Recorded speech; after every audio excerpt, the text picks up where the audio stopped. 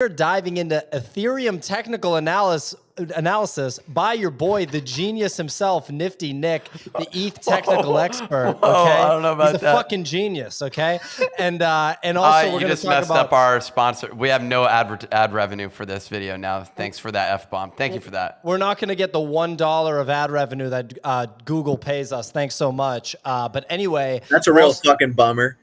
We're also going to talk about how to trade the NFT market accordingly. As usual, nothing in this video is financial advice. The business $50. Come on now. Like nothing is financial advice. We're not financial advisors. The NFT space is insanely risky. So always do your own research. And as always, if you enjoy the content, hit the like button, smash the subscribe button. You already know, do your thing. So gentlemen, this is a very interesting time. A lot of people... Very interesting. I mean, in all seriousness, though, it's like it's hard to tell which way we're going to go from here. We just saw that little run up to like, okay, so you're saying down. Also, it's so hard to tell what local bottoms are for NFT projects. For example, if you had bought the local bottom of Otherdeed, it actually, if you had really aped it, it would have been a very, very strong opportunity for an NFT trade. And any strong opportunities for NFT trades right now are, just fantastic. I've been paying attention to Artifact Space Pod a little bit, for example, because I won one at the DGen Arcade. Because I want to sell it. I have it listed now. The volatility on that, it's been like, down 30%, up 20%. But the direction is generally down, even though they have a burn coming up. So I think a lot of people have been paying attention to Nick's trading. Nick, you've had some slam dunk crypto trades, Ethereum trades. Every single one has been basically spot on at this point in time. Look at you. So yeah. That's what I'm talking about. And so, I wanted outside of when I copy traded Easy. Shout out to Easy, losing me like $2,000. So really thanks for that. Okay. But, I want Nick to share with the audience what he's seeing with the ETH technicals, because at the end of the day, this does inform which way the NFT market goes. It also makes it so challenging to maneuver in the NFT market, but we're going to do our best to communicate it. Here's how it works. I'm going to draw a line here, and then if Ethereum ever hits this line, then I'm right. So I'm going to draw one right here, and here's a triangle. He's saying that, but literally DMing me, what's the next price action? Literally saying, where's it going next? You've been spot on with these prices.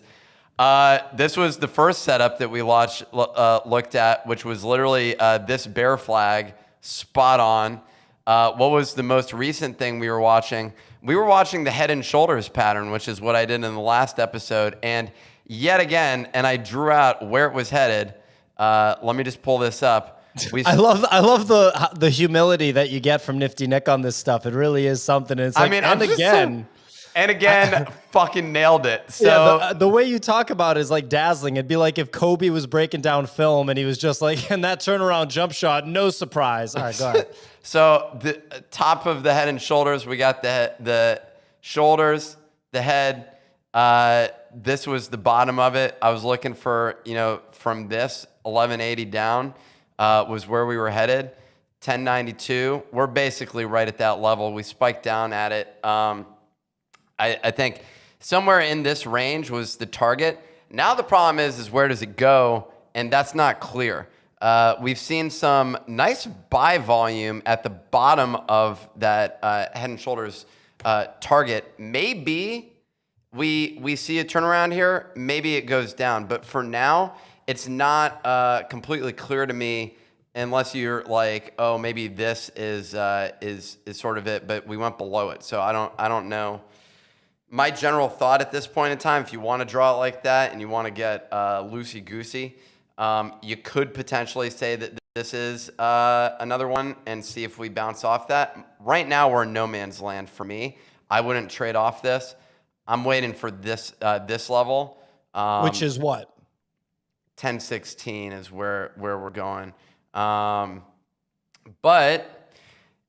I don't have direction at this point in time. This is a tough one. You could say that this is the line. If you're going this way, maybe interesting time to buy.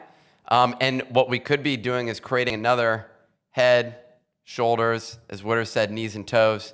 But I would actually usually look for full retracements down to each side of them, which is what we saw essentially here. That's what I'd be looking for in order to call the next direction. So this is difficult. If you want, you could maybe do this trade. I don't like these type of support lines in general. One other, if you want to get like wild and crazy with the kids, you know, is you could do this sort of thing and say, beep, right there. Okay, we're over it. Like that's a crazy one though. Like this is just those are two things that make me say maybe a short-term trade up right now. But my general thought is we're going down. Easy Eats Bodega's short right now. He believes that we're going down. Well, I don't trust. He's gotten 2 out of 2 trades wrong for me so far, so I'm not following any of his trades at this point. If I would have followed him into this one, he was copy trading Marin, and Marin was saying that he's saying 5-minute candles. I just am not willing to trade at that level. Here's the 5 minutes. And what were you doing next? So 1 hour is the lowest that I go. I look at the hourly, daily, weekly, next levels. He looks at 3 hours. 5 minutes is just absolutely stupid. Okay, great. So this is the level that we're looking for then. If we break above this, if he's looking at this pattern, I'm looking for a break above, even call it up here, 1120. Then maybe we have a short-term run up there. But I don't trade 5-minute candles. I just don't do that shit. I'm not interested in it. It's not worth it. That's like complete gambling. Every time I do it, the problem with trading a 5-minute candle is you have to sit in front of your computer. Yeah, like which Easy loves doing that. Here's the thing, okay? Let me break it down for you. Which chart you want? Which chart? Yeah, well, let's see. Let's hear my it. My chart is called the chart of the human emotion. Okay, and here's the thing: everybody was like, "He's gonna go to fucking $10,000." Guess what? He never went to okay, I can't curse. He never went to $10,000. No, you can curse. You can't. After the first 30 seconds is when you're supposed to do that. And Kix, do you remember the tweet that you mentioned by Sergito from Nifty Gateway era and notable NFT and CryptoPunk person? Sergito said anybody that's saying that we didn't see the blow off top being that the expectation is Bitcoin would break 100K, ETH would break 10K. He said anybody that thinks we didn't see that blow off top didn't pay attention to the NFT market, because when you think about how much liquidity was in the NFT market, holy shit, we probably did have that blow off top. So that might have been, part of that, right? Well, at this point, I wouldn't be betting on another blow off top, Not this year. Not this year. No. So sorry, Kix, I cut you off. Go ahead. No, you're good. And I agree, man. Sometimes the blow off top happens when you're least expecting it or where you're not looking for it. But everyone was like, ETH to 10K. Didn't fucking happen. Yeah. Okay. Now everyone's like, ETH to fucking $500. I don't think it's going to happen. I think that we're going to go to 1,700. That was just the end of the statement.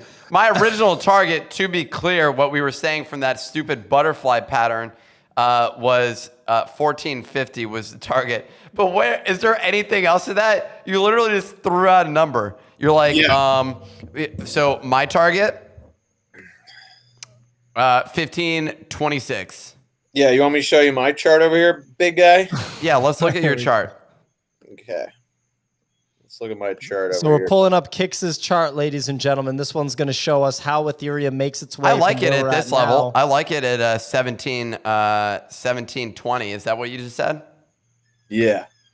I like that as a resistance level. So I'm a big MACD guy, and if you look down here, right? So wait, hold on, we can't not sharing see your it. screen. This guy, no microphone on the deck, shitty audio. If you look down at this, so I'm a big Mac Z guy. If you're looking at this, I'm also a big Mickey D's fan. I like their you gotta unshare your screen, Sherlock. Yeah, but you're still not. You're sharing still not yours. sharing. Is it still not? Wappy said his downside levels are 1,000, 750, 670, 475. I just turned off my sharing, so I literally see it on the left-hand side. Kix is here. Yeah, so if you look at the bottom right here, okay, That's called the MACD. Okay. Why does D's. your chart look like it's from 1999? Why are there there's 4 ad units like on here? That's hilarious. Yeah, because it's free, dude. Chill out, bro. So maybe I'll zoom in. Will that help? Yeah. Yeah, there you go. That's getting Look better. at this, Captain Kix. Getting better. Yeah. You're gonna want to scroll down though. There we go. Maybe close that banner ad at the bottom. It won't let me. So anyways, right? Like over here, you see on the far left side, you see this is what we call a bullish MACD swing. That's when the black line pierces through the red line, just goes on a nice little ripperoni, right? So that's a bullish MACD swing. Ripperoni, yep. Right here is a bearish MACD. And you see we get these beautiful little circular pulsations in the market right here, okay? So you see right here what happened in February, right? We went into a negative MACD, and then it tried to go positive and then broke down further. But you can see when it just tried to go positive, look at that big swing up on the QQQ. We went from 320. Yeah, but it's not a leading indicator. It's just an indicator of today. So you're basically betting on it turning around. Yeah, no shit, Sherlock. So basically, what I'm looking for here is a little bullish swing up in the QQQ to like the 320, 340 range. That's going to send good old ETH USD on a nice little ripperoni here. So let's pull up the ETH USD. People are like, what the fuck are we looking at? Leo Therius said that this chart's from the dollar menu. Someone else said that the lines on this chart are from 1999 too. Dude, he's a dad. You can't hate on him. This is there we go. I can get rid of that thing right there. So you can see it, the same thing happened with ETH, man. That's a nice ad. Charleston Holmes, beautiful. So you can see the little, like, the wave right here. So it went down, then it shot back up. Look at the price action. Went down, tried to shoot back up. So now if you see, we've been going down. So I think what's going to happen next is we're going to shoot back up to about 1750. And then that's where everyone's going to be like, it's over, we're all good. And then we're going to go right back down to 1200.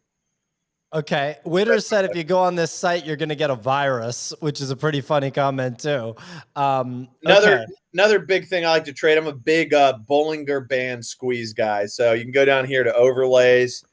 You can throw on the Bollinger Bands. You ignore the ads. It's Bollinger. but then you're also going to want to throw on the Keltner channels. Are you making half of this shit up? No, it's real. No, so right here, this is a Bollinger Band squeeze to the downside. Bollinger Band, but yes. So this is a Bollinger Band. See, here's another Bollinger Band. This is a real tight Bollinger Band squeeze. Straight to the downside. Another Bollinger Band squeeze. Straight to the downside. Is this the daily? Yeah. And then Tomo T said, man makes hundreds of thousands of dollars and can't pay $30 for trading charts. They have a pro version? I'll buy a pro version. Dude, just get Trading View. But here's the thing. On the weekly, dude, look, oh we're my down. God. The RSI is down at like 27, dude. You can't. I can't trust what you're saying because there's 16 ads on the site. You're like this guy is like, hey, trust a pro trader who can't even get charting software. Let's fill that chart though. Let's zoom out. Oh my God. So only one time in history, in the darkness of December 2018, was the only time the RSI went below 30, and then we had a nice relief rally here and then went back down. So I think that's what we're going to see again, right? This looks very similar to where we're at, just death and destruction. RSI gets below 30, nice relief rally, RSI up to 60, then a second dump down. So that's what I'm looking for, ladies and gentlemen. I'm looking for a nice relief rally to 1750 right here. Okay. Maybe if you want to be a little bit more bearish, we retest previous highs in the 1400 range. Okay. But yeah, I think we go 750. and then 1750, and then we go right back down, retest 1,000, and then we kind of just chill there for a while. That's the Captain Kix analysis right there. But if you see this really shows you. You see that little MACD curl just trying to come around, right? It's getting ready. It's like, I want to go back up, baby. I want to go through that red line. And see, the best thing about that is no one else thinks that's going to happen. And that's why it's probably going to happen. But that's it for me. So you can take the screen off. What's the bottom for this year, Kix? What does that mean? Like this year? That's not like a question that like Pio always comes with the he's like, oh, I'm gonna get him. I'm gonna get him with the hey, look into your crystal ball and give me the exact bottom of this entire cycle. Bottom is 900. Okay. Now can we round it off since we did both of your TA? Maybe I'm only qualified to do TA on Bitcoin. Why don't you load up TradingView? I'll tell you what to do. Load up TradingView, Nick, real quick. And wait, what? I'm gonna do the Bitcoin TA real quick. So just load up TradingView. I'll let you know. Just 1 second. You got to load it up though. I don't. Hold on 1 second. Yeah. Oh, you don't see it? Ladies and gentlemen, like I'm only qualified to do Bitcoin technical analysis. Here we go. So you always want to zoom out with Bitcoin. By the way, hold on real quick before we do that. Let me just tell you mine. This is the level we're looking at here, which is 922, somewhere around here. This is the level I'm looking at to see if it bounces. This is what ETH is ultimately trading off of. Is off of these levels. So I'm curious to see what ends up happening here, but it doesn't look that great. So how far you want me to go out? So zoom out. You want me to look at the monthly? Yeah, the monthly's perfect. That's okay, cool. So you want to draw a line right at the bottom of that red candle, okay? And just so that's where like we're this. at. So from what I'm saying, no, absolutely there's not. Pio's. No, delete that. Technical analysis. Absolutely not, because that's implying that there's going to be a dip. So click the mouse right at the bottom of the red candle, right at the bottom, and let's just go straight the fuck up. So there you go. That's the TA. That's the Bitcoin TA, baby. Okay, got it. That's what we're talking about. So Nick, how are you planning on trading ETH from here? And then is that going to inform any of your NFT trading? You've made some pretty swanky moves in the NFT space. I got to give you credit. You're definitely trading better in the NFT bear market than you were in the bull market. Kix had a hell of a bull market. Let's be real. Nick, yours wasn't really that great, but now in the bear market, you're really shining. What are you talking about? What are you talking about? I knew that this would really trigger you. But I'm just messing with you, buddy.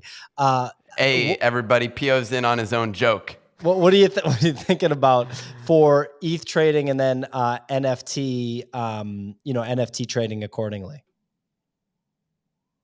You're just asking me why about the title of this video? Yeah.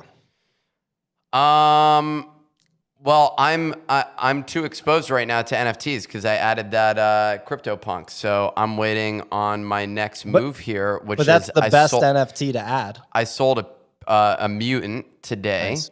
I'm basically at break even on that. I went back and looked, and I think I bought it for $16,000, just sold it for $22,000, which is like not a gain. It was up to $100,000. I did sell one at $100,000, so that was a good move. Sold one at the top.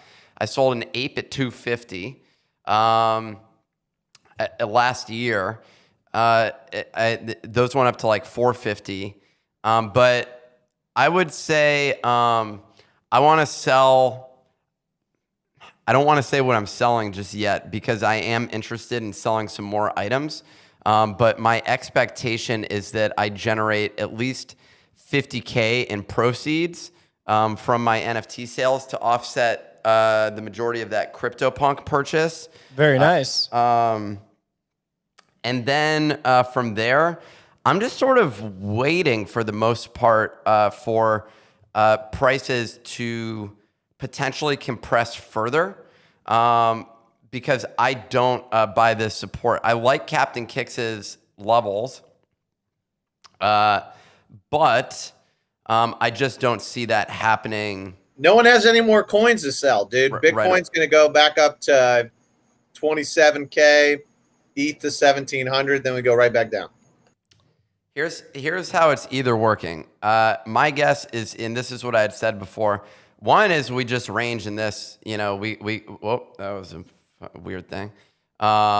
We either just like range sort of in this thing before we go up. This could go for an extended period of time. I like what you're saying though. At some point we need a relief rally, and this one did not really live up to one's expectations. We could get a little thing like this and go like this, and see that sort of thing, and then just go down. Yep, that's what I'm trading right there. That pattern. This sort of thing. Okay. Well, I'd but like not to that low. I mean, that was to negative $200. You don't think you negative guys haven't 200? seen a MACD cross until you've seen one, okay? You haven't seen. Pio hasn't seen prices go negative before, but Pio, if interest rates can go negative, price can go negative. People will pay you to take it off. To take their ETH. Oil went negative. Right. They'll let me custody their barrels of ETH. Perfect. So, anyways, I think it will.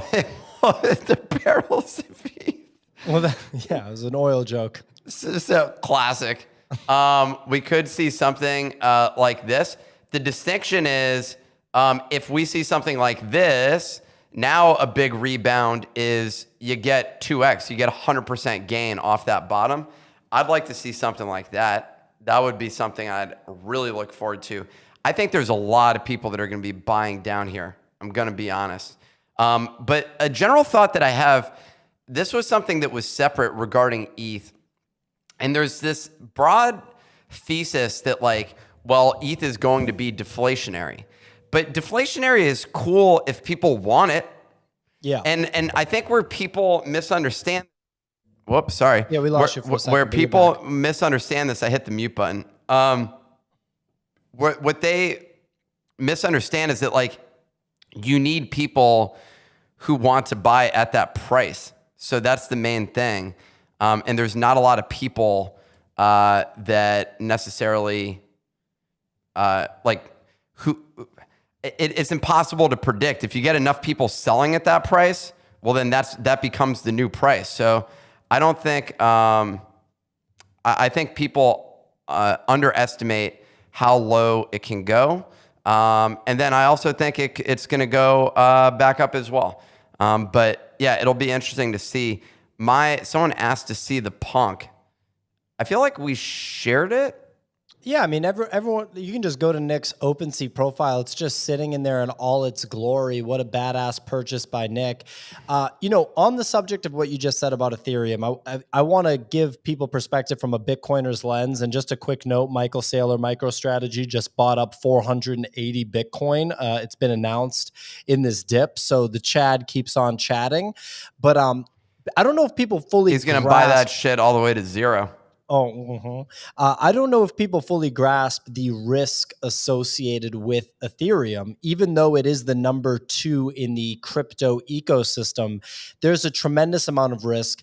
And the fact that this ETH 2.0 thing is actually happening, it seems like is actually going to happen in the next 6 months. I think maybe even sooner than that. There's a ton of risk associated with that. We don't know what's going to happen. And inherently, all altcoins, Ethereum included, have higher highs, lower lows, and just a tremendous amount of risk. Here's that CryptoPunk. So all the ETH maxis out there, get ready for an interesting ride here for sure. Whoa, bam. Look at that punk, baby. Okay, so people on the screen or on the podcast can't actually see that, but yeah. So sorry for the dead air podcast people. We got Nick's CryptoPunk. It has VR goggles, which is on par with, or it just matches his ape. It actually has sideburns, which I'm surprised that Nick elected to go for a sideburn. I'm assuming that's his least favorite trait on this CryptoPunk. And then it's got the incredibly cool and recognizable red party hair. I don't know what the actual trait is called. I think that this is what Nick crazy pictures hair. himself on the inside, red crazy hair. It is a very, very dope CryptoPunk. And CryptoPunks are the NFT to get. Nick, would you consider selling a bunch of NFTs to buy another CryptoPunk so you have 2 CryptoPunks? I would just use cash if I really wanted another one. Why wouldn't you buy a second one? Because it's expensive. Right. Why wouldn't you convert a bunch of other NFTs that aren't as good as CryptoPunks into a second CryptoPunk? Well, that's subjective. It's called diversification. That would be the main thing that I would be going for there. I mean, I'm happy with what I have. I have a CryptoPunk. I have an ape. I have cash, and life's pretty good. Do you think that what order of magnitude, like risk-wise, do you think you get when you leave CryptoPunks and even go to something like a Bored Ape? Like how much riskier do you think a Bored Ape is than a CryptoPunk? Even though a Bored Ape is kind of like penultimate in the modern PFP era. They're all risky. I mean, I just genuinely think, yeah, it's all risky. So if you look at all these different items, until people are saying, like, until there's enough people that are saying, what the hell was I thinking? Like holding on to this thing. Why did I think that this was worth that much? Then I don't think we've hit the bottom. I need more people who are basically just flipping out and questioning all of the decisions that they've made. We didn't get a general vibe of that at NFT NYC of people saying, why? Like, why did I do this? And that's not at all, not even a little bit. And that's where I think we need to be. That real hard zoom just on the collection names. So I'm not talking about Moonrunners, other D. Yeah, these are words. Oh, there we go. Look at that Pixelmon. You ever show that again? I'm gonna fucking change you, dude. So let's kind of take a look at what we're seeing on OpenSea top collections wise and discuss whether we think that any of these are going to be a buy in the near future. I think we've all decided that we're not interested in Moonrunners. I don't want to speak on both of your behalves, but yeah, what do you think? I don't give a shit. I'm not buying other collections right now. I'm just not doing it. It's not a thing. If I found out about Moonrunners the night it dropped and somebody told me it's a free mint or a 0.03 mint, that's free like, mint, okay. It was something like that. I think it was like 0.03 or 0.04 or free. I'm not positive, but if someone told me that the night it came out, which was of course during NFT NYC, this stuff always comes when everybody's away from their computers, and that it was someone from Zenika's 333 Academy, I would have absolutely bought it then, but not interested in buying it now. Andrew Wang did change his picture to Moonrunners though, so there's some sort of connection there. Yeah, I mean, I just don't care about this project. Okay. For Other Deed, Nick, you said that you were experiencing FOMO the other day. I'm assuming that FOMO is gone. I always experience it to some degree. I genuinely think it's going to be hard for them to retain a strong floor price with this. We do have the lead up to whatever their tech demo nonsense is. I'm broadly not as bullish on this project. I don't think that sharing a demo is not good. They have to develop things that blow people away at this point in time. Right. And you can't defeat the law of physics, right? Or the laws of physics. And I think there's simply a limited pace at which you can develop a high quality game. Now, creating an MVP, I like that though. No, I can't believe you didn't buy the fucking bottom at 2 ETH, bro, dude. I do not do that, bro. Sorry, what? I don't even know what you just said. That was You like could have bought Other Deeds at 2 ETH, you idiot. How'd you not see that one, dude? It's up a whole 0.7. You sound like someone that called into the show. Like I feel like I'm on Opie and Anthony right now. So how'd you not time that Pico bottom, you dumbass? Is that what some commenters Are were people saying? saying this to you? Nah, I don't. Not personally. Okay, so welcome back to the show. In terms Eat of the 1700, bro. I don't know what to do right now. I'm gonna be honest. Like, just I feel like we're just having the show sabotaged. In terms of other deeds, I'm just waiting. I'm not interested in it right now. In terms of them rolling something out, maybe they roll out the actual. You can't hang out with me unless you own other deeds, dumbass. That was the best one. Just wait for the stock split, bro. Another 100K supply, dude. You better get in now. Did you see that with Shopify? Shopify just did a 10-for-1 stock split. But anyways, I think it's, and maybe it's a reverse stock split. So now they're at $30. Anywho, I'm not big on other deeds, and nor am I interested in hanging out with Captain Kick. So these are two things that it goes hand in hand, and I think that's one of the reasons that they're not actually doing well, is because Captain Kix is offering people to hang out with him, and no one wants to. So that's one of the situations that we're running into right now with the other deeds. But in all seriousness, I'm just not participating. I'm waiting, but maybe they end up doing an MVP that all of us say, holy cow. Yeah, dude, I can't wait to run around in a fucking open world with a Bored Ape, dude. What even weapons are we going to have in the game, dude? Like, what are we going to be shooting? Bananas? Like, come on. Let's get real here. Eat the 1700, man. Other deeds the 1 ETH. I feel like at some point we just aborted this episode, and that's I'm pretty sure this is the top episode of June. I'm gonna be straight up. No, there's no abortion of this episode.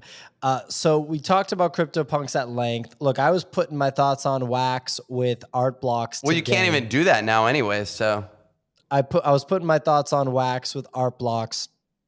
You know, discussing on Twitter that basically the traditional art world needs to decide that art blocks are valuable, and then they'll be insanely valuable if that decision is made.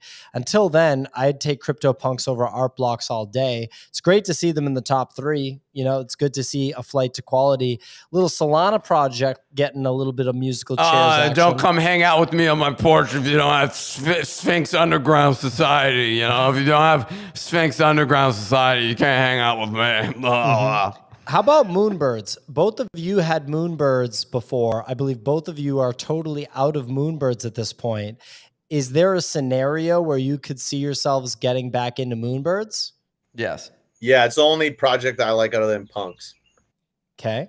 And at what number? It looks like right now, people fucking hate selling Moonbirds. Let me tell you, this floor is steady Eddie, $23,000. I believe the bottom was 15,000. Maybe there were a couple of sales less than 15,000, but it was somewhere over there. What do you guys think of Moonbirds at 22K? Other than that bold ass one, good. I'm asking questions to that Nick. One's cool right there. That one's cool for a floor. Well, can we look at the properties on this? On this particular one? Yes. We got tranquil body, the 2%, headwear. So that's 2%. Okay. Yeah, I mean, you know, a floor PFP is a floor PFP, right? This one with the backwards cap's kind of cool, right? Hey, how you doing, buddy? Pretty cool. I don't think that you're gonna. Oh, I like the traits where there's something going on above. But anyway, Nick, do you have a price target for a Moonbird? No. You're talking about where I would buy?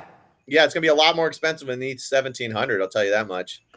Are you talking about a purchase price target? Yeah. I mean, I don't want to say mine. I'm interested in these things fully capitulating. I'd like ETH to drop a little more. I don't know, maybe 15K. I'm not in the market for it right now, but that is one that I would be interested in adding. Having a punk, an ape, a moonbird. Is there any other thing that you would want? Maybe get one of those, what's on the other deed land? You know what's absolutely bonkers? Get a coda. There's only 109 Moonbirds for sale. Isn't that wild? That's insane. Damn, I didn't know that. Well, that's because they're also staked. Oh, that's why Kix. Well, but still, regardless. They're nesting. They're nesting, but it's working. It's working. I'm not touching Azuki. It looks like they're... Oh, that's a Solana project. Not going to talk about that. Goblin Town, is that a new blue chip? 2.88 ETH floor. I mean, look, I'm not trying to FUD. The Illuminati guys are good guys. I'm not a buyer of Goblin Town. I don't see why you'd buy Goblin Town before you buy other NFTs.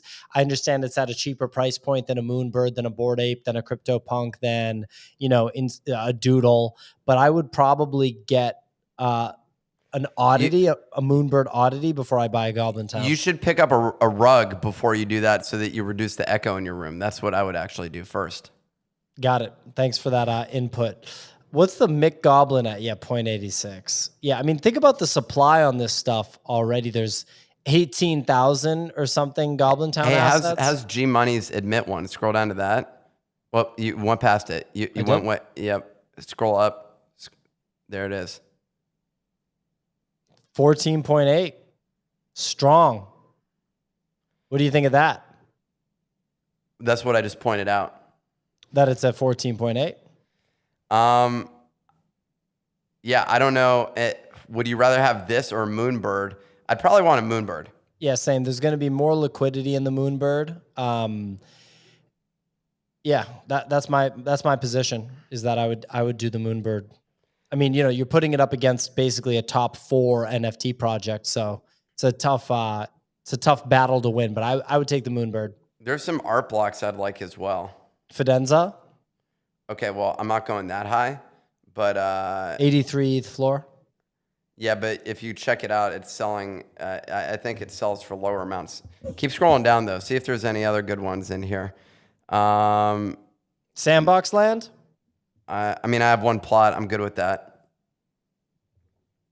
I don't want anything. I mean, I may even sell it. Okay. Okay, Bears. No, I'm interested in that. No way, dude. I just don't. Dude, Nick, just stay far away from Solana, dude. That's all I gotta say.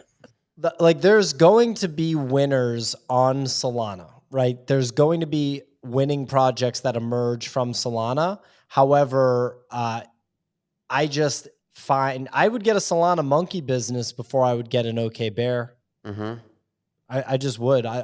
Journey Club. What the 0.84 ETH floor? Wow. A rug makes its way into the top 40 again. Why are you calling it a rug? What do you mean? Why are you calling Journey Club a rug? Oh, I mean, don't you call things that are rugs rugs? Is it a rug? I'm calling it that. Yeah, so can you expand on that? I'm trying to have a conversation here. I don't know. Well, I want to apologize to everyone who's listening right now. Yeah, you should apologize on your own behalf. Yeah, no, just because Journey Club is a rug, in my opinion, because it was the biggest cash grab of the century.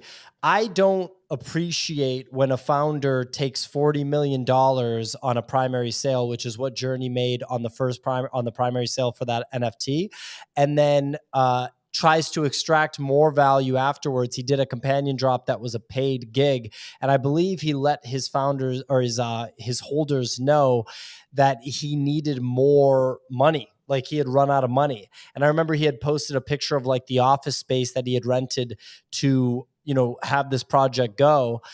What's the story there? What's the deal? Yes, I'm a little bit harsh with some of these projects, but when I look back at 2021, projects that emerged in 2021 and projects that emerged in Q1 2022, there's a bajillion rug pulls. Somebody gets mad every single time you call an NFT a rug pull. They say you haven't done research, you don't know what you're talking about. The reason every single time is because that person holds the NFT and only gives a shit about it because they hold them, because all people in the NFT space give a shit about is their own bags. That's just how the space works. And the bottom line is, what the fuck has Journey Club done besides make his holders pay for another NFT? Meanwhile, every step of the way, he's doing partnerships where he's getting sponsorship and he's getting extra money from the entities that he partners with. So this is like the typical rich YouTuber 101 maneuver, which is every step of the way, Journey makes money for himself. Someone just said he hasn't even been posting many videos lately. It's because he doesn't need to. Because he's so rich. Rich as all fuck and isn't doing any work. So, I mean, yeah, no shit. He's not posting that many videos. That's what happens when you donate 40 million to like a 20-something-year-old kid or however old he is. He also bought 130 Bored Apes because he's super smart, or however many Bored Apes he has, and I think he diamond-handed all of them. So his ape coin haul, if he claimed all his dogs and kept his mutants and everything, his ape coin haul is just this ungodly amount of liquid money. And then his main job is he's a crypto trader. So he probably sold the ape coin top. The guy's probably worth like 120 million bucks minimum. Actually, that might be a conservative net worth estimate. The guy's fucking savvy as hell. The bottom line is this NFT is not like, if you buy it here, I don't know what you're buying it for. I don't know what you're expecting. So that's why I was calling it a rug, Nick, for all those reasons. I'm surprised that you're skeptical of calling a project like that a rug. I just wanted to get an understanding, and you just delivered it. Okay. I'm not going to call Pixel Vault a rug, for example. I'm not going to call fine artist Pop Wonder a rug. Bored Ape Kennel Club is not a rug, right? But if we start to dig into some of this shit that happened, I want to look at Monko by David Cho just because David Cho's like a famous artist from the traditional art world. I'd love to know what the story is with that. But when you look back at, Q1 2022 and Q4 2021, the amount of just straight pure rugs that are out there that still have bag holders right now defending them on Twitter. All right, fine. Am I naming names? Am I calling out projects individually? Yo, you're straight calling people out like a boss. I don't enjoy calling out projects as rugs because I don't enjoy getting negative Twitter messages, Twitter mentions, messages on Discord. It's not fun receiving a bunch of negative like stuff from people, and it's also not fun really creating anger in the bag holders of those projects, because every single rug holder has a rug pull has bag holders, right? There's bag holders every single time. There's people that still have the NFTs that are in their wallet, and I'm just not big on calling them out anymore because it's negative. But fine, let me call out one. Here we go. Here's the big call out. We're calling out another one. Can't wait to. Oh damn! Can't wait to get the messages. He's bringing it. This is straight fire. Thing? What happened to this? Fiat Lux is what he's saying for the listeners. Fiat Lux had a comic book. The floor right now 0.043. Talk to us about this. What happened to this? What is it? I don't get it. What happened? Where's the update? I don't get it. Like, what is it? Like, what are they doing? I couldn't give you an answer for that. All right. Well, there you go. You got another one? No, an example. He's just naming names. Fiat Lux. Give us another one. No, I'm not going to name another name. I know one that you think is a rug. Okay, that's great. Which is the one with the animal? No, we're not talking about it. Pixelmon. Pixelmon's the rug. No, there's another one that you definitely think is. What are they watching it or something? Are you concerned? Is there some? Do you have an open threat against you? No, I'm ready for the tweets. We got I got messages about us just saying that we're not bullish on Moonrunners. We didn't even say it was a rug. Just said we weren't bullish. What was the one that turns your PFP into animal energy? Oh, that's a. What's that one called? Before we talk about any bullshit, I just want to shout out to our sponsor, FTX, the polar opposite of a rug. Literally everyone else is insolvent. FTX is solvent AF. Shout out to Sam Bankman-Fried, the fucking boss of all bosses in the crypto world. Basically just creating a gap between him and everybody else. FTX has gasless transactions on NFTs and some of the cheapest spreads for crypto trading. I mean, come on, they're bringing in stock trading. I believe that they are the first big time crypto trading platform that's just like, yeah, we're bringing in fractional shares trading of stocks without payment for order flow. Let's fucking go. Sign up for FTX at thenifty.com/FTX or with the code TheNifty on your FTX mobile app. Someone said Stapleverse is a rug. There's some legitimacy to that claim at the current moment in time because they haven't delivered a damn thing. So my issue, look, all right, now we're just naming fucking names. Phase 1 of 3. What happened to this one? Huh, Jeff? Dude, what do you guys think about? I'm just fucking around. I literally don't know anything. We're going to get in so much trouble for this episode. I just saw people posting it in the comments, and I thought that that's what it was. Let's not... Hey, Jeff was busy. Look, I get it. He was busy speaking at a conference, so I understand. It's brilliant art, in my opinion, for sure. I'm a bag holder on Stapleverse. Yeah, I'm holding some like coffee beans or something like that. He's a streetwear absolute boss legend, which is one of the hardest industries to rise to the top of. Obviously, wish that there was more secondary action on Stapleverse, but you know, I guess it is what it is. We'll see what the future holds. What was the animal one? Was it digital animals? Do you know what that was? Yeah. Is that what it was called? Digital animals? And it's like a picture of a like gem, or like what even was that thing? Like the people, what is it called? Digital do you know what the name of it is? I left. That's what it's called. No, what is it? Captain Kix, your hand was raised, yeah? Captain Kix. What do you think about like XRP going to the moon? Oh, I like that. Let's talk about that for a minute. No, I'm good. But can you tell me the name of the other one? Digital, what is it called? Digital animals, okay? Digital yes, animals. It's a rug. Yes. It's a rug. All right, we said it. It's a rug. Yeah, it's a rug. They had great art. They had these crystal items, which were just like these blobs of stuff. And each digital soul is unique. The digital animal algorithm generates your digital soul based on your wallet, combined with a sentimental analysis of your Twitter. And then it generates a random animal as a result of that, inlaid within your gem.